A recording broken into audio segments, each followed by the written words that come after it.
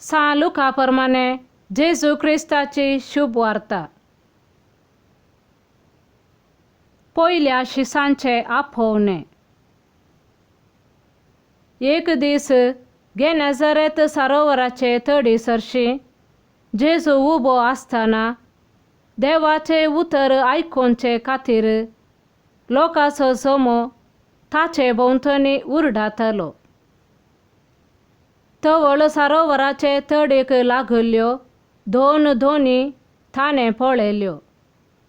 पागी दोनींतले देंवून आपली झालां धुताले. तांतले एक दोनीर चडोन ती सिमांची दोन थडी थावन चिक्केशे मुखार सुटोन रावोंक ताणें ताका सांगलें. उपरांत बसोन दोनीर थावनच तो लोकांक शिकोवन दिवंक लागलो. ताणें उलोवन जाताच सिमांक सांगलें, दोन गुंड उदकाक मुखार व्हर आनी मासली धरूंक तुमची जाळां देंवया. तवळ सिमाव म्हणालो, मेस्त्री, सगळी रात आमी कश्टाल्यांव, पूण आमी कांयच धरलें ना. तरी पूण तुज्या उतराचेर हांव जाळ देंवयतां. जाळां उडयलेलींच मासलेची एक व्हडली रास जाळांक सांपडली आनी जाळां पिंजोवंक जालीं. तवळ दुसरे दोनींत आसलेल्या आपल्या सांगात्यांनी घेवन आपणाक कुमक करीशें तांकां हात भाशेन तांणी आपयलें.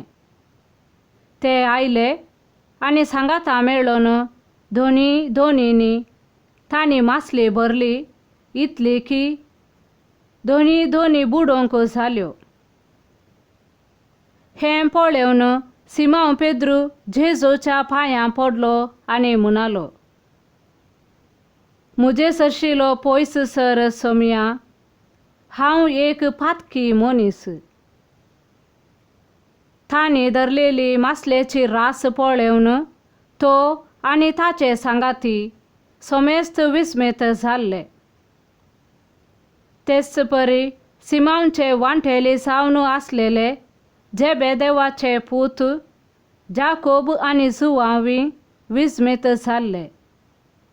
तवळ जेजू सिमांवक म्हणालो, भिये नाका, ह्या फुडां तूं मनशांक पागतलोय.